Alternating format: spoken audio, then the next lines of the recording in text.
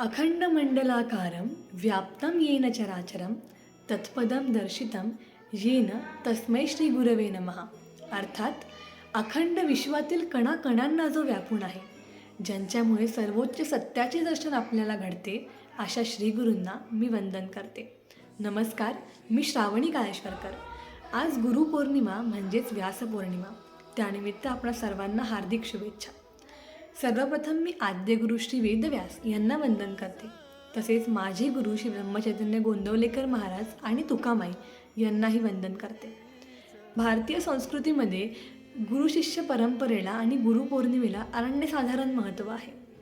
मुळातच आपली संस्कृती ही कृतज्ञताप्रधान संस्कृती असल्यामुळे गुरुप्रती आदर आणि कृतज्ञता व्यक्त करणे ही आपली परंपरा.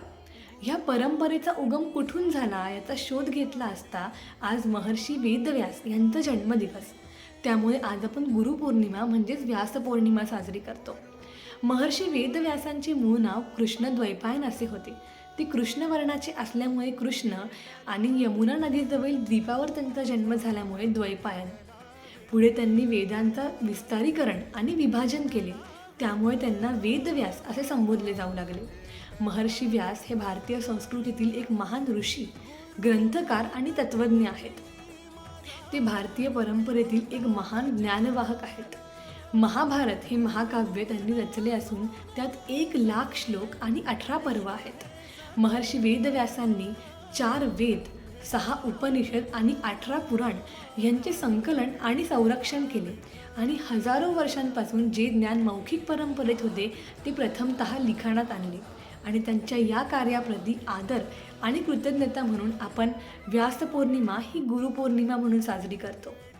महर्षी व्यासांनी हे सर्व ग्रंथ मनुष्याचा उद्धार व्हावा व त्याला मोक्षाची प्राप्ती व्हावी म्हणून लिहिले, परंतु मूळतः ते संस्कृत भाषेत होते.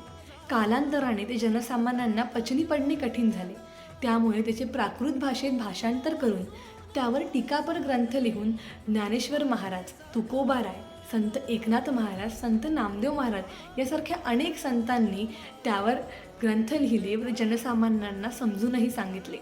त्यानंतर अलीकडील काळात श्री ब्रह्मचैतन्य गोंदवलेकर महाराज यांनी 4 वेद, 6 उपनिषद आणि 18 पुराण यांचा अतिशय साधा, सोपा, सरळ अर्थ व दैनिक उदाहरणांची सांगड घालून आपल्या प्रवचनांद्वारे लाखो जीवांचे कल्याण केले व त्यांना नामास लावले. संसारात पडणाऱ्या कोणत्याही क्लिष्ट प्रश्नाचे उत्तरही महाराजांच्या त्या ग्रंथात सापडते. गुरु कशाला हवा यावर महाराज म्हणतात की दैनिक व्यवहारात सुद्धा आपल्याला गुरु लागतोच, तर अध्यात्मासारखा कठीण विषयात गुरु का नको? गुरुसेवा म्हणजे काय यावर महाराज म्हणतात, गुरुसेवा म्हणजे गुरुच्या देहाची सेवा नसून गुरुने सांगितलेल्या तत्त्वज्ञानावर चालणे, त्याप्रमाणे आचरण करणे हीच खरी गुरुसेवा. आणि महाराजांचे तत्त्वज्ञान म्हणजे शुद्ध आचरण, शुद्ध अंतःकरण आणि नामस्मरण या त्रिसूत्रींचे मनुष्याने पालन केल्यास त्याच्या जीवनाचे कल्याण होईल व त्याला अखंड समाधान लाभेल. म्हणूनच म्हणतात ना, गुरु हो उपदिष्टम तत्वम यह जीवनम यथार्थम आचरम मोक्षमार्गेन सह यती नत्र संशयम. अर्थात गुरुने सांगितलेल्या तत्वावर जो चालेल, त्याप्रमाणे जो आचरण करेल तो नक्कीच मोक्षमार्गावर प्रगती करेल.